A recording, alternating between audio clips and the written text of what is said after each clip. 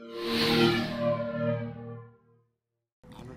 decision not to allow women to be ordained as bishops has rocked the Church of England. Its leaders have reconvened at the General Synod for talks this morning after last night's damning vote where the two-thirds majority needed to make it happen wasn't achieved. The Reverend Justin Welby, currently the Bishop of Durham and soon to be the Archbishop of Canterbury, urged the Synod to vote for women bishops.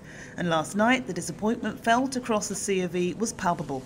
Afterwards, he said himself it was a very grim day. We're absolutely devastated, actually. I'm from the campaigning group Women in the Church. We've been campaigning for this for 15 years, and I mean, the Church itself has been discussing this piece of legislation for 10 years and the whole thing for a generation, and it's lost by a handful of votes in one house.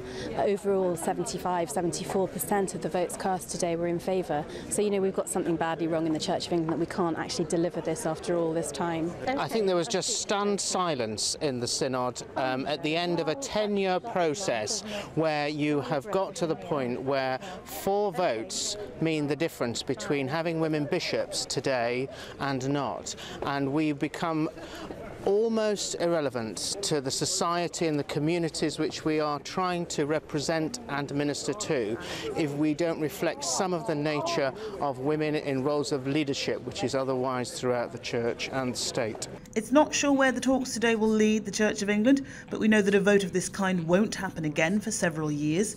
Rowan Williams, the outgoing Archbishop of Canterbury, is set to give a farewell speech to the Synod today, and it's expected he'll touch upon what he's already called his sadness about last night's vote.